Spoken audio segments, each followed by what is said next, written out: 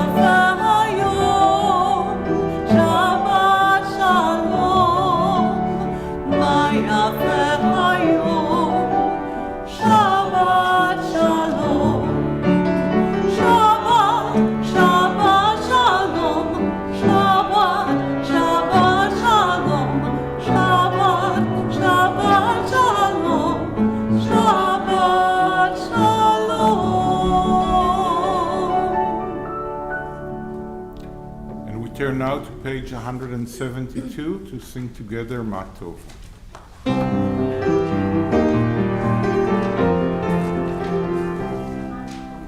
Ma Tovu, Ohalecha Yaakov, Ohalecha Yaakov, Mishkenotecha Yisrael. Ma Tovu, Ohalecha Yaakov, Ohalecha Yaakov, Mishkenotecha Yisrael. Va'ami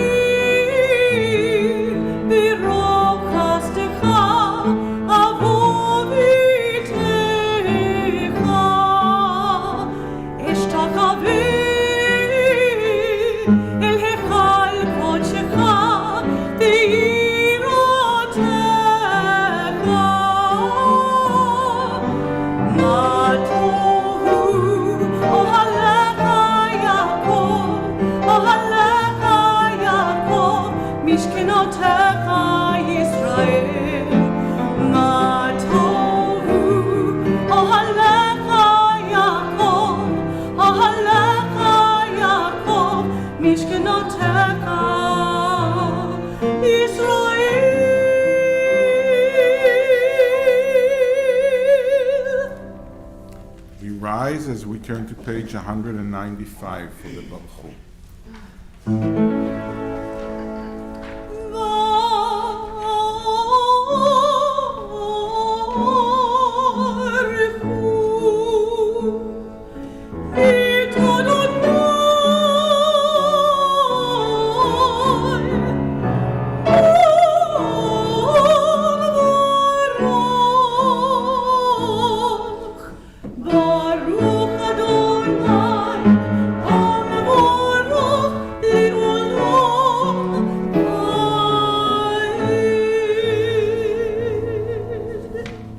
ברוך אתה אדוני אלוהינו מלך העולם, יוצר אור ובורא חושך, עושה שלום ובורא את הכל, המאיר לארץ ולדרים עליה ברחמים, ובטובו מחדש בכל יום תמיד מעשה וראשית.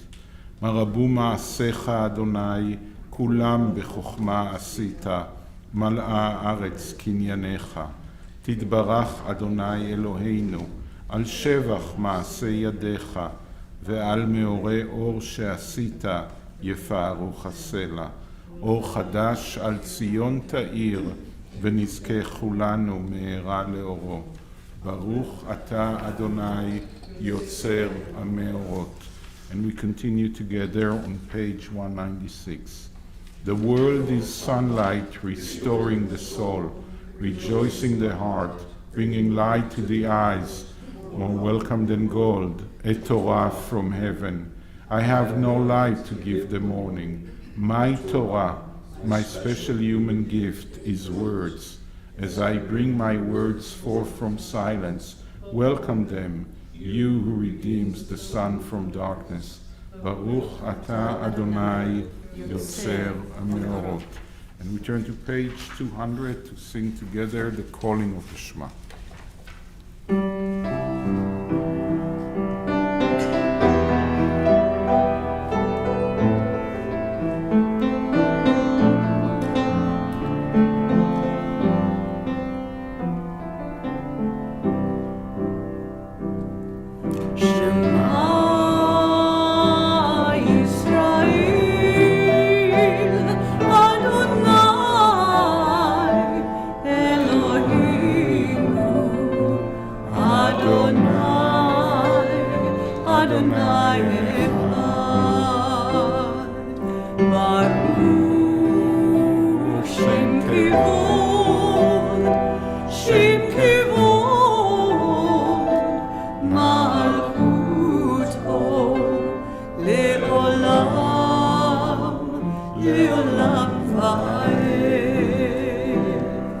Please be seated.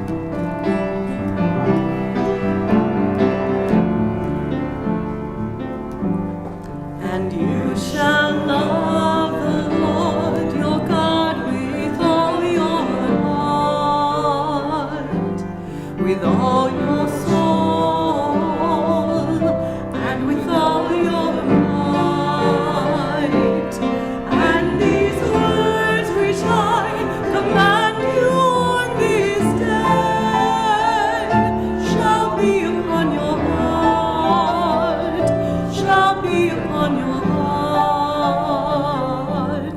and you shall teach them diligently unto your children, and you shall speak of them when you're sitting in your house, when you walk by the way, and when you lie down, and when you rise up, and when you rise up, and you shall bind them for a sign upon your hand, and they shall be for frontlets between your eyes, and you shall write them on the doorposts of your house, and upon your gates, and upon your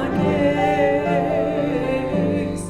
that you may remember and do all of my commandments, and be holy unto your God, unto your God, unto your God. We read together on the top of the page. ואהבת את אדוני אלוהיך בכל לבבך ובכל נפשך ובכל מאודיך, והיו הדברים האלה אשר אנוכי מצווך היום על לבביך, ושיננתם לבניך ודיברת בם, בשבתך בביתך ובלכתך בדרך ובשוכבך ובקומך, וקשרתם לאות על ידיך, והיו לטוטפות בין עיניך, וכתבתם על מזוזות ביתך ובשעריך, למען תזכרו ועשיתם את כל מצוותיי, והייתם קדושים לאלוהיכם. אני אדוני אלוהיכם, אשר הוצאתי אתכם מארץ מצרים, להיות לכם לאלוהים. Ani Adonai Elohechem. And we turn now to page 204 to sing together the Michamocha.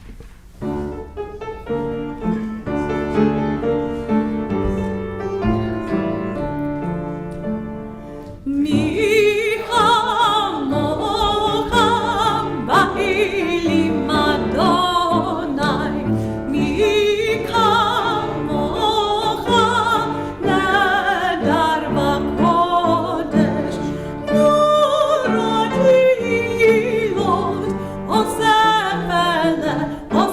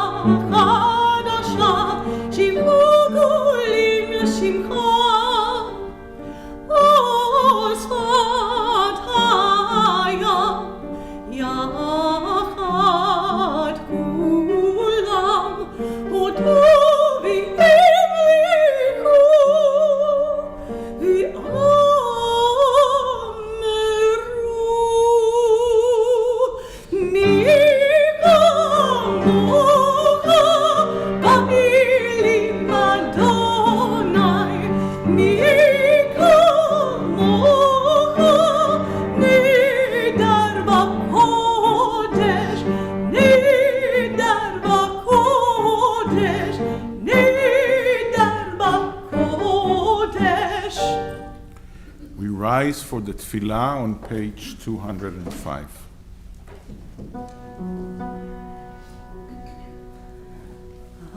Adonai, sifatai tiftach, ufia ki tehilatecha.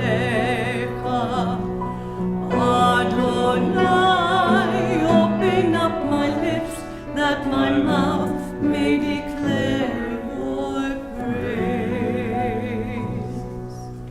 ברוך אתה אדוני אלוהינו ואלוהי אבותינו ואמותינו, אלוהי אברהם, אלוהי יצחק ואלוהי יעקב, אלוהי שרה, אלוהי רבקה, אלוהי רחל ואלוהי לאה, האל הגדול, הגיבור והנורא, אל עליון, גומל חסדים טובים וקונה הכל, וזוכר חסדי אבות ואימהות, ומביא גאולה לבני בניהם, למען שמו באהבה. מלך עוזר ומושיע ומגן, ברוך אתה אדוני, מגן אברהם ועזרת שרה. Source of all being, we turn to you as did our people in ancient days. They beheld you in the heavens, they felt you in their hearts, they sought you in their lives. Their quest is ours. Help us to see the wonder of being. Give us the courage to search for truth. Teach us the path to a better life. So shall we, by our lives and our labors, bring near the world we envision, one of justice and freedom and peace. Baruch atah Adonai, Magen Avraham ve'ezrat Sarah. And we read together, you are the open door that beckons me in. Peeking around the door frame, I begin to enter into your glory. You move me forward, O Eternal, to step beyond self-made boundaries. Lift my foot over the threshold that I might abide with you. In the house of the Eternal, I found my questions waiting to be posed. They filled me with wonder. Sit with me, Eternal Teacher. Encourage my seeking. As I fill my hours with your mitzvot, so shall I be filled. Send me through your door, stretching up to honor your name, sharing out this wonder, enriching myself in the giving. Blessed are you, Adonai, who gives life to all. Baruch atah Adonai, mechayeh hakol.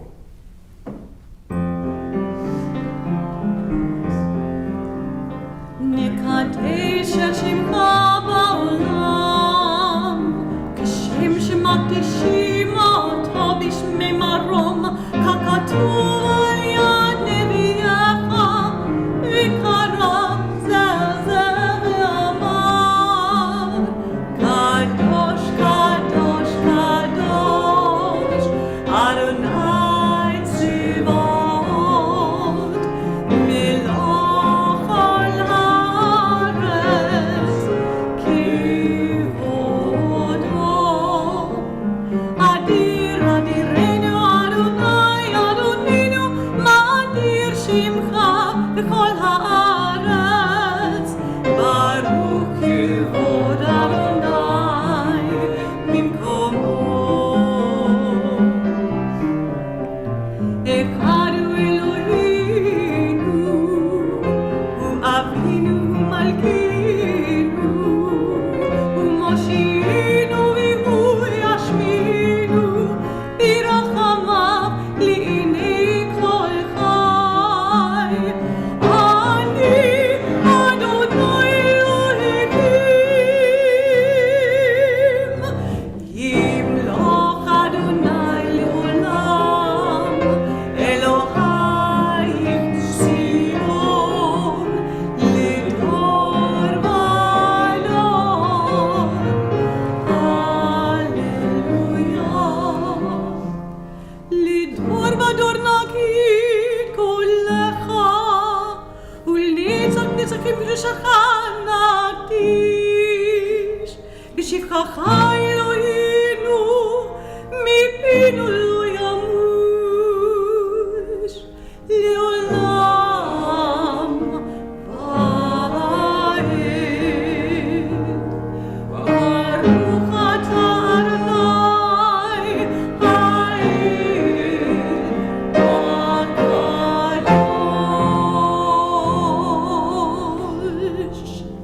To all generations we will make known your greatness, and to all eternity proclaim your holiness. Your praise, O God, shall never depart from our lips. Blessed are you, Adonai, the holy God. Baruch atah Adonai, Ha'el HaKadosh. Please be seated. And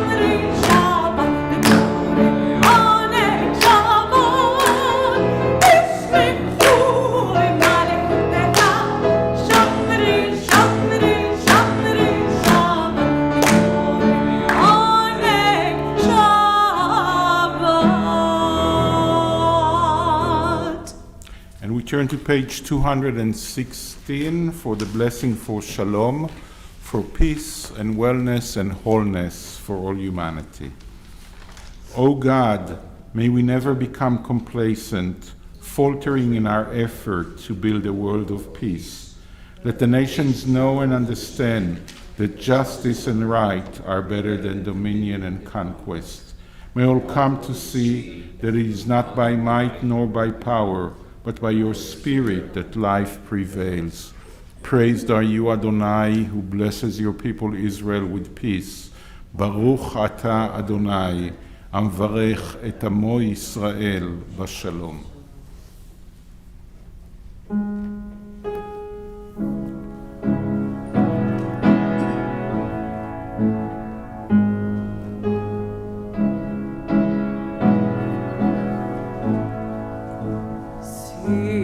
Shalom,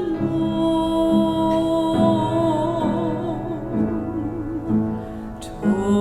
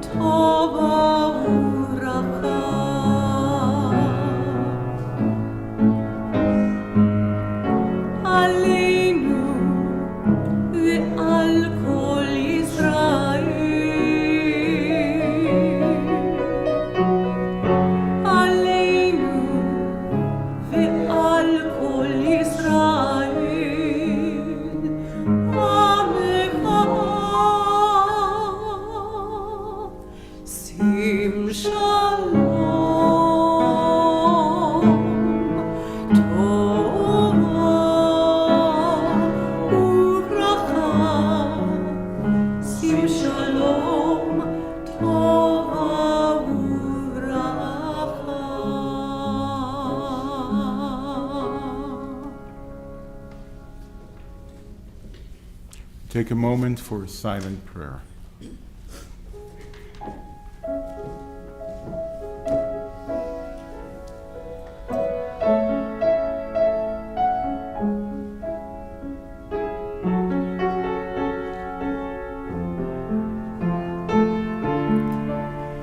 The Mishaberach, the prayer for healing and courage and strength, is on page 253. As we name in our hearts those we know that need courage and strength and healing, we sing together the Mishaberach.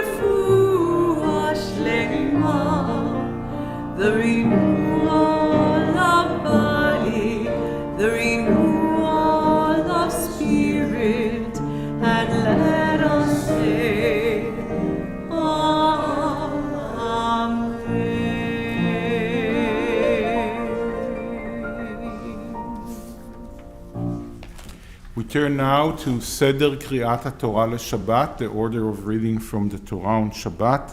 Please rise as we turn to page 244.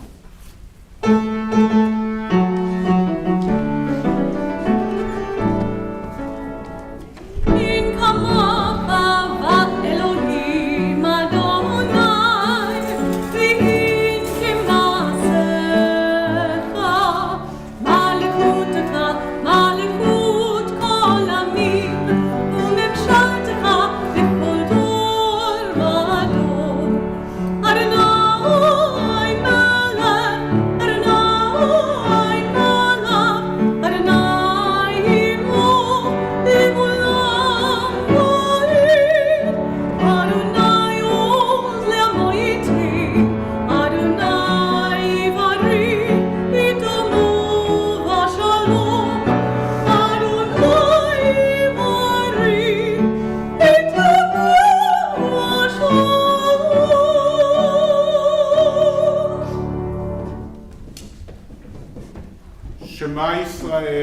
Adonai Eloheinu, Adonai Echad. Hear, O Israel, Adonai is our God, Adonai is one. Echad Eloheinu, Gadol Adonenu, Kadosh Shemo. Our God is one, Adonai is great. Holy is God's name. Shema Yisrael, Adonai Eloheinu, Adonai Echad. Echad Eloheinu, Gadol Adonenu, Kadosh Shemo. Lecha Adonai Hagidula, Hagivura, Hagivir, Hanitzach, Hahod. Ki kol bashamayim uvaretz, Ki kol bashamayim uvaretz. Lecha Adonai hamamlacha,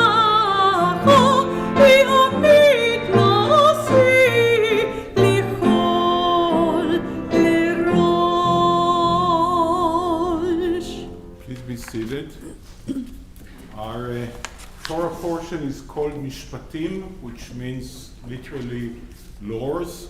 It's the Torah portion that follows exactly right after what we refer to as Sinai, but it's actually part of what happened in Sinai. Right after Moses went up to the top of Mount Sinai and received the 2 tablets of the covenant, and all the people were under that great revelation. We actually believe that we were all there and heard or saw the voices of God giving them the 2 tablets of covenant, what we refer to mistakenly as the 10 commandments. It's actually the 10 statements or the 10 words in the Hebrew. So right after that comes our Torah portion with a long list of a lot of mitzvot, a lot of laws.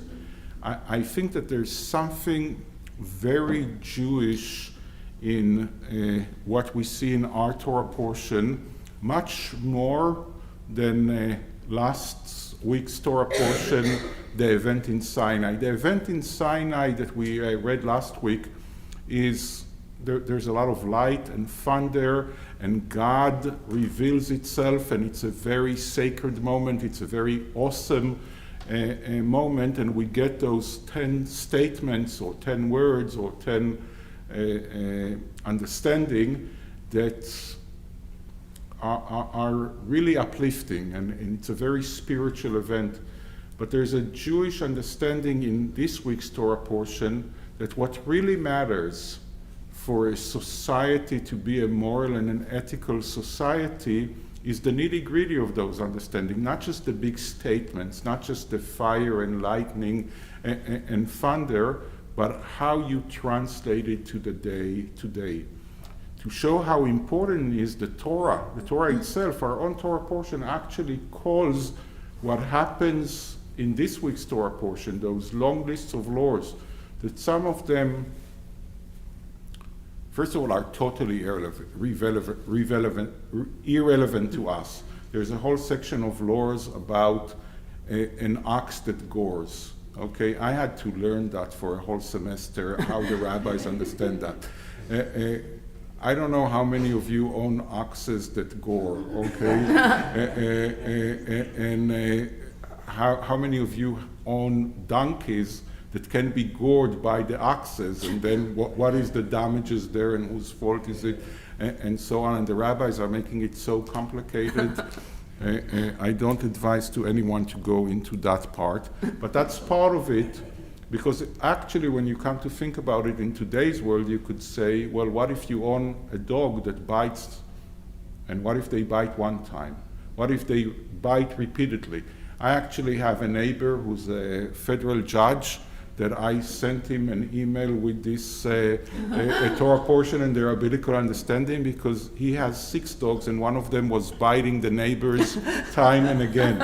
And I told him what the rabbis are actually saying about such a person and such an animal, and it's not nice, believe me.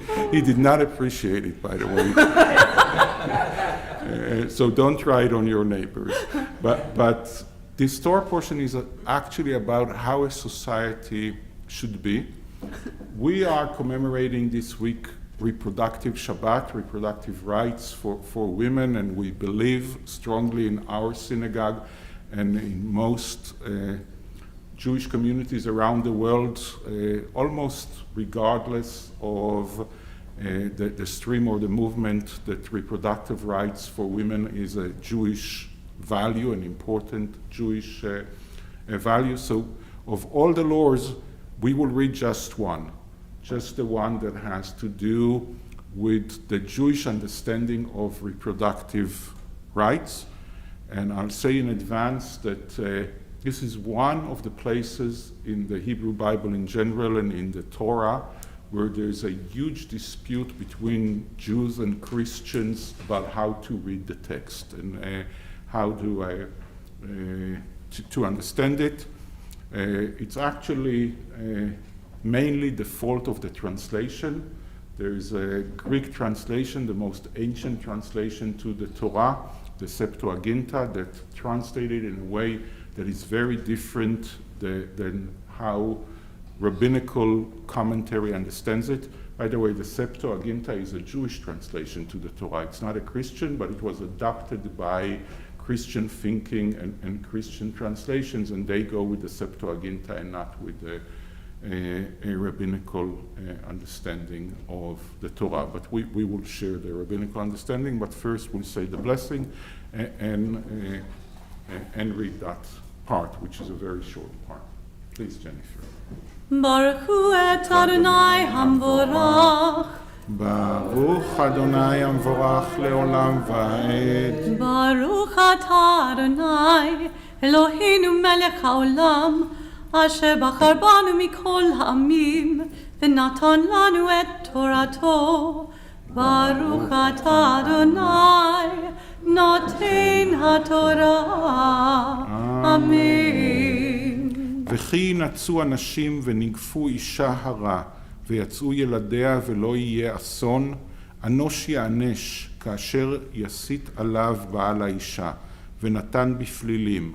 ואם אסון יהיה, ונתת נפש תחת נפש, עין תחת עין, שן תחת שן, יד תחת יד, רגל תחת רגל, כוויה תחת כוויה, פצע תחת פצע, חבורה תחת חבורה.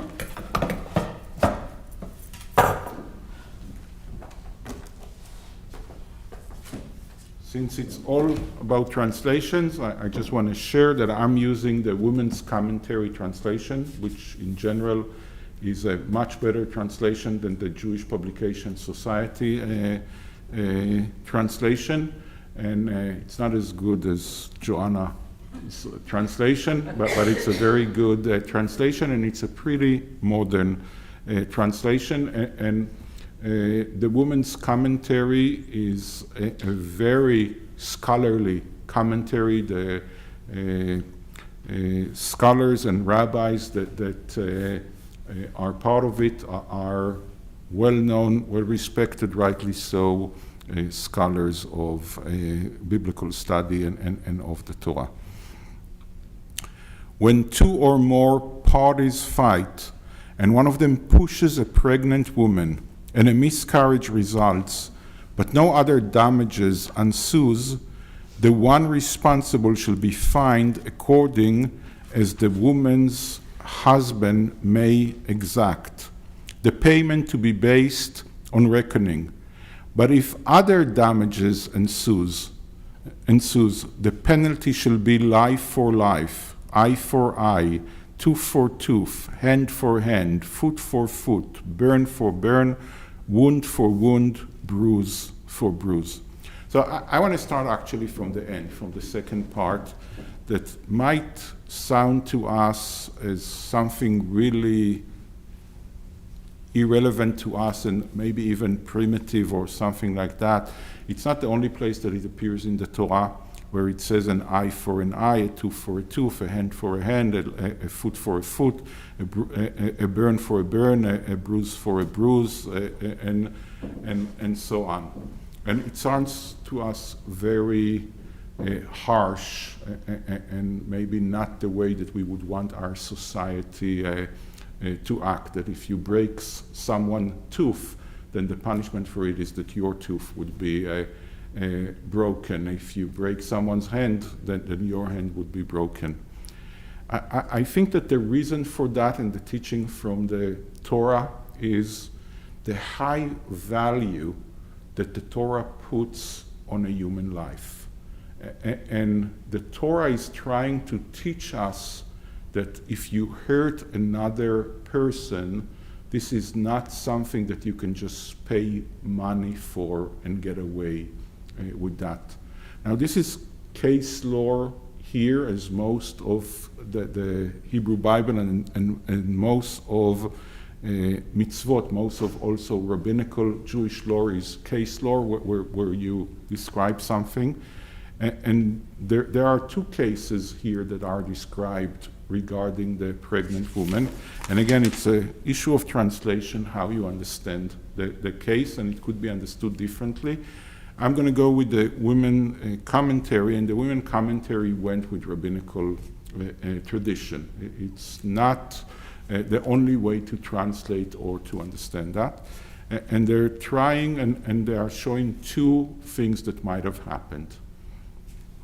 Now, this is an accident. This is not on purpose. At least two men are fighting, and the pregnant woman is not the target. Accidentally, they push her. And then one of two things, there are two cases that are shown there. One is that according to the Jewish tradition and to the commentary and the translation here, is that they hurt the fetus. And then they pay financial damages according to what the husband demands.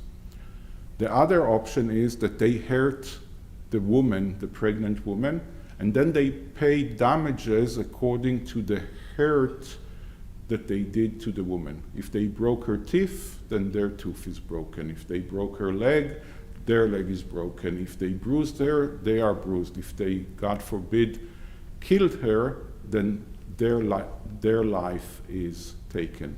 Now, what does Jewish commentary understand it? And you know, I want to say something. We're proud, extremely proud, of how diverse we are in our understanding. And we joke that if you have two Jews in a room, there's at least 4 opinions. I don't know how many countries, by the way, it's an impossible system, but how many countries have 15 to 18 parties in their parliament, which so Holland as well. I said I don't know how many, but and Holland has also a lot of problems governing like that. It's an impossible thing. There's a joke, I don't think it ever I don't know if it really happened, that Ben Gurion, the first and legendary Prime Minister of Israel, met General de Gaulle, the legendary president of France, and they both kvetched on how hard difficult is their job. So de Gaulle said, can you imagine governing a people that has more than 300,000 different cheeses? And Ben Gurion said to him, that's nothing. I have 2 million Jews and each one has 4 opinions and they tell it to me on everything. Try and govern this kind of people. So we're very proud of all the different opinions. We're proud that the backbone of our tradition, which is actually the rabbinical tradition, the Talmud, is a story of controversies.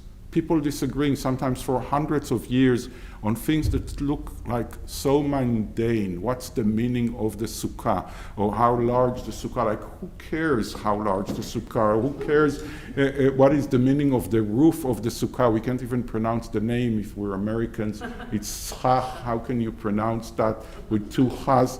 So who cares? What does it mean? Were there really Sukkot in the desert, or were there not really Sukkot? But for 200 years, rabbis argue about those things. But here, in that understanding of this text, until the 19th century, there is literally no controversy. All the rabbis understand it the way I just explained. All the Jewish commentary understand it the way I just explained until the 19th century. And the rabbis are very sharp on it. The Talmud says that a fetus is just like the thigh of the pregnant woman. And just like if the thigh endangers her life, you take off the thigh. It's not pleasant, but you do it. If the fetus endangers the life, you take it. It's not considered a life. Or in the words of Rashi in the 11th century, life is, the fetus is considered alive when the head of the fetus and the majority of the body are out of the womb. Maimonides in the 12th century, even the most important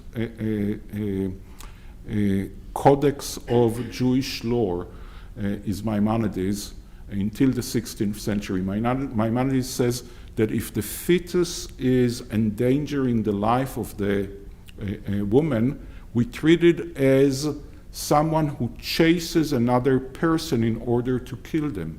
And then you take the life of that other person. If you see someone who is a potential murderer, you stop them by their lives, according to the Torah, actually, and according to Jewish law. So Maimonides says that's how you treat the fetus, because it's not a life. Rabbis later on take it into a more complex thing by saying it's not only the health or the life of the mother, it's also her social or economical well-being. And I want to say something about how it's interpreted in the only Jewish state that we have, where we have 15 to 18 parties in the parliament, the state of Israel. So I know that in America you are labeled, I'm pro-life, I'm pro-choice. I never liked that label.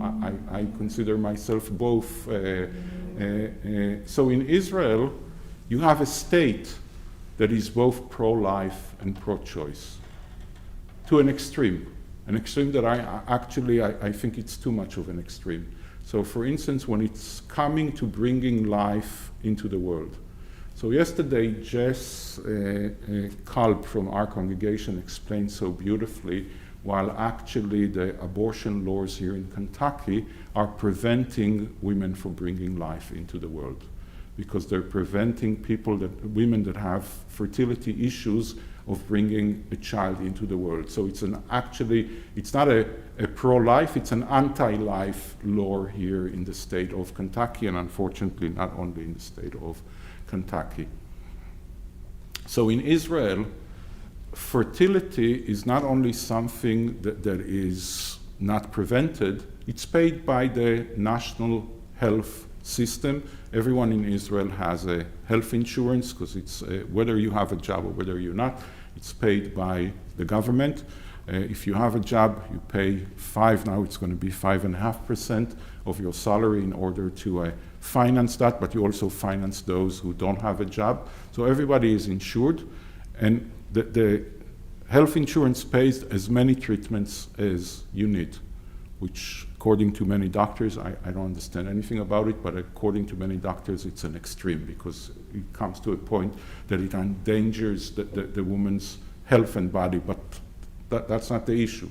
The issue is that we pay as much as needed in order for life to come to the world. It's not only that. There's a whole social system paid by the government to help the upbringing of those children. So Social Security pays you an allowance for every child. It's get higher if you have 4 children. So if you have a lot of children, you get more money from Social Security. It's also controversial, but that's how the system is. Now, when it comes to abortion, they are at every hospital. I actually researched that. There isn't even one hospital in Israel that does not do abortions. That includes Christians' hospitals in Israeli Arab cities. That includes ultra-Orthodox hospitals. On top of that, there are, and here comes the problem, and with that problem I will end, because there is a problem with the Jewish law. I actually want to say one more thing. So, on top of that, ultra-Orthodox rabbis in Israel today, the most famous and well-known also medically ultra-Orthodox hospital is Shaarei Tzedek in Jerusalem. They're so good that my dad of blessed memory, that hated ultra-Orthodox Jews more than anything. Okay, if there was people that he didn't like, it was ultra-Orthodox Jews. Literally, he had family that is ultra-Orthodox, so he knew what he was. Well, okay. So he went to Shaarei Tzedek because he had heart problems, and they had the best heart department in the country probably. So he overcame his resentment, and he went there anyways. They have a rabbi who's an ultra-Orthodox rabbi. Eliezer is his name, and Eliezer Waldenberg, and he has rulings that in certain cases you have to have an abortion. It's not the choice of the mother. She has to religiously to have an abortion. If the fetus tests positive to Tay-Sachs, which is a horrible genetic disease that Jews, Ashkenazic Jews have, then the ruling is you have to have an abortion. And there are other examples that he gave. So it's not only that abortion is permitted in certain cases, Jewish law in certain cases it's mandatory. The same if it's not yesterday we heard that in Kentucky, if a woman has an unviable fetus, she has to carry it on. It's illegal to have an abortion. So in Israel, according to the Orthodox rabbis, you have to have an abortion. You can't go around walking with an unviable, that is considered inhumane.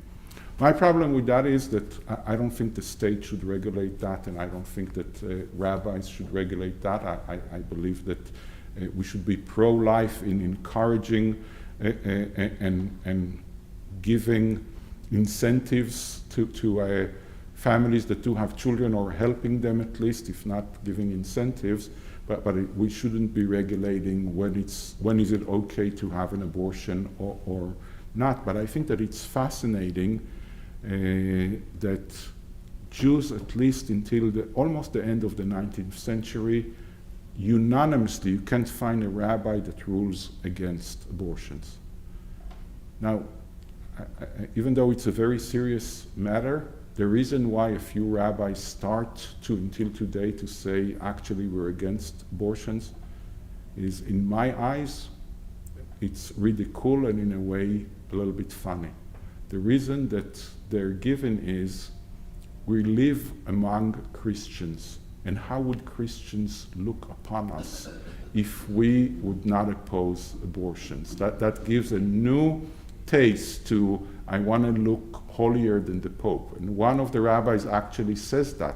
If that person in Rome is against abortions, how could we not be? How can we make him holier than us? We are a holy people, we have to look holier than them. So it's purely Christian influence. Fortunately, it's very few rabbis that Orthodox rabbis, you won't find a non-Orthodox, and it's really something that we can say.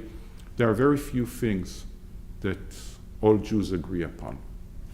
Joanna and I were talking, so I gave another example. You cannot find Jews that would think that God could have a child, okay, or a son or a daughter or whatever. That is agreed upon, but that's more or less on the level. But it's amazing that on these issues, on this issue, there is almost a consensus among rabbis until today. There isn't a consensus about, and it's not up to us to regulate it. It should be the choice of the woman who is pregnant carrying the fetus, but the idea that the fetus is not considered a human being until it comes out of the womb is more or less a unanimous idea in our tradition. Let's say the blessing after.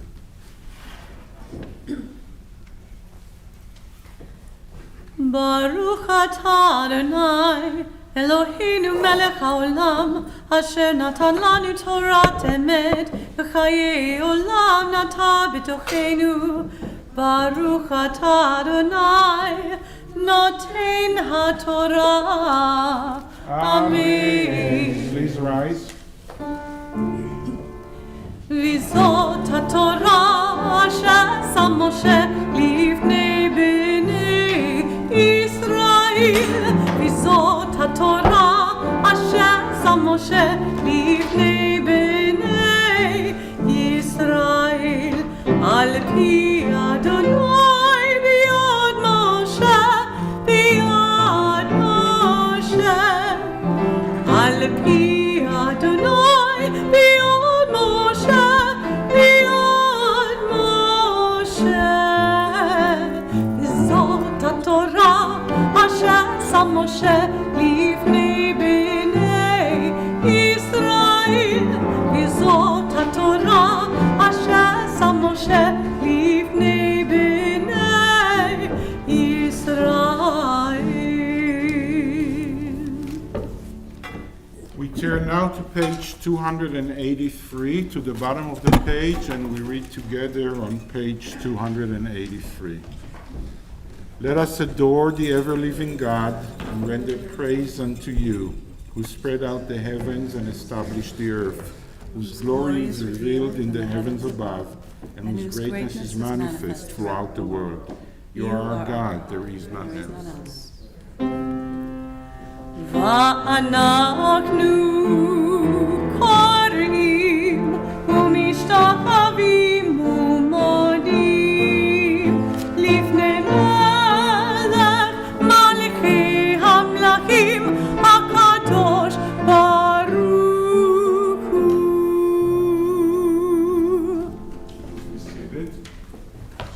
We continue reading the Aleinu on page 287 on the top of the page. May we gain wisdom in our lives, overflowing like a river with understanding, loved each of us for the peace we bring to others. May our deeds exceed our speech. May we never lift up our hand but to conquer fear and doubt and despair. Rise up like the sun, O God, over all humanity. Cause light to go forth over all the lands between the seas, and light up the universe with the joy of wholeness, of freedom, and of peace.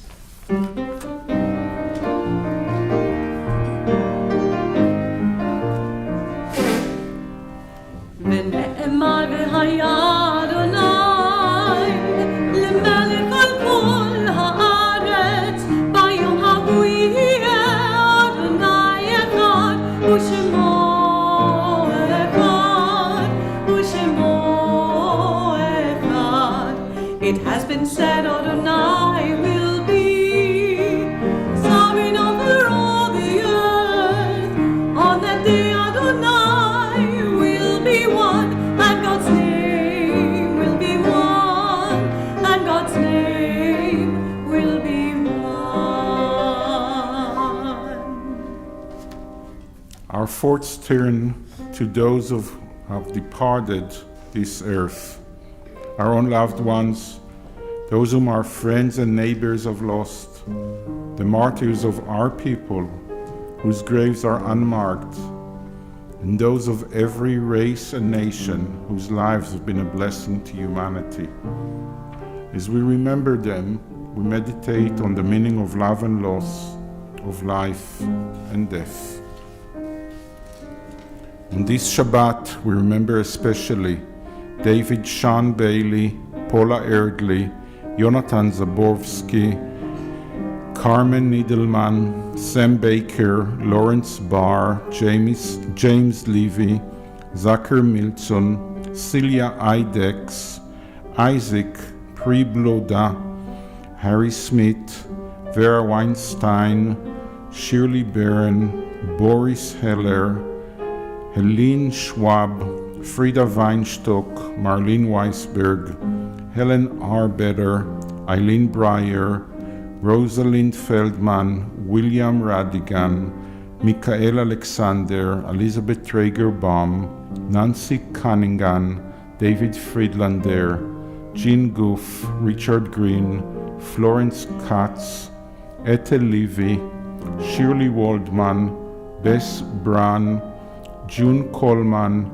Olwyn Fass, Sylwyn Garmon, Phyllis Harrow, Leon Levy, William Stark, Bob Green, Martin Schiffman, Lance Boguslavsky, Vi Boguslavsky, and in recent days, Ruth Greenberg and Helene Grossman. We think of our loved ones, whom death has recently taken from us, those who died at this season in years past, and those whom we have drawn into our hearts with our own. With the blessed memories from our loved ones in our hearts, we rise as we turn to page 294 for the Mourner's Kaddish. יתגדל ויתקדש שמי רבה, בעלמא דברך חירותי וימליך מלכותי, בחייכון וביומכון ובחיי דכל בית ישראל, בעגלה ובזמן קריב ואמרו אמן. יהי שמי רבה מברך לעלם ולעולמי עולמיה. יתברך וישתבח ויתפאר ויתרומם ויתנשא, ויתהדר ויתעלה ויתעלל שמי דקודשה בריחו, לעילה מן כל ברכתה ושירתה, תושבחתה ונחמתה, דאמירן בעלמה ואמרו אמן. יהא שלמה רבה מן שמיה, וחיים עלינו ועל כל ישראל, ואמרו אמן. עושה שלום במרומיו, הוא יעשה שלום, עלינו ועל כל ישראל, ואמרו אמן.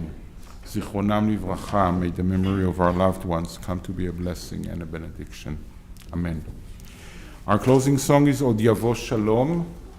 What page is it? I feel like it is 353, but I might be wrong. Oh, I'm right. Haha, 353.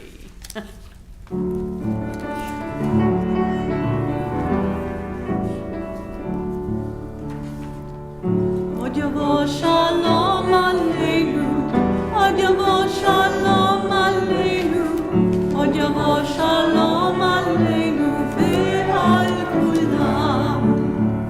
Od Yavo Shalom Aleinu, Od Yavo Shalom Aleinu, Od Yavo Shalom Aleinu ve'al kulam. Salam Aleinu ve'al kol ha'olam. Salam Shalom.